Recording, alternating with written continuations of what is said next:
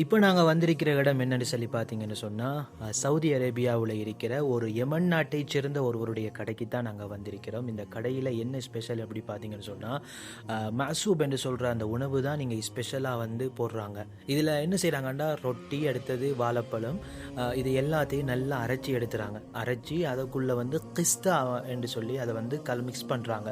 கிஸ்தா வந்து என்ன செய்யுதுன்னு சொன்னால் அந்த உணவுக்கு வந்து ஒரு நல்ல ஸ்வீட், அது இனிப்புத்தன்மையை உண்டை வந்து அதில் கொடுக்குது. அந்த கிஸ்தாவை வந்து அதில் போட்டு அதை ஃபுல்லாக மிக்ஸ் பண்ணுறாங்க. எல்லாம் ஒன்றோட ஒன்று படுற அளவுக்கு எல்லாத்தையும் நல்லா மிக்ஸ் பண்ணி எடுத்துகிறாங்க. இவ்வளவு தான் அதோட பேசிக் இது. அதுக்கு பின்னால் தான் அவங்க வந்து ஒரு சில எக்ஸ்ட்ரா இதுகள் வந்து எட் பண்ணுறாங்க.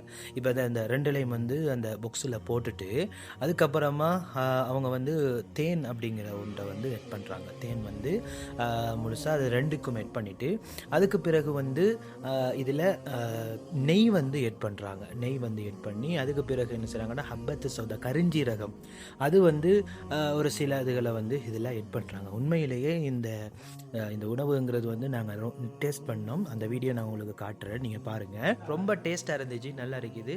யாராச்சும் நீங்கள் சவுதி அரேபியா அல்லது யமன் இல்லாட்டி அரபு நாடுகள் எங்கேயாச்சும் நீங்கள் இருந்தீங்கன்னு சொன்னால் இந்த மசூப் என்று சொல்கிற அந்த உணவை வந்து சாப்பிட்டு பாருங்கள்.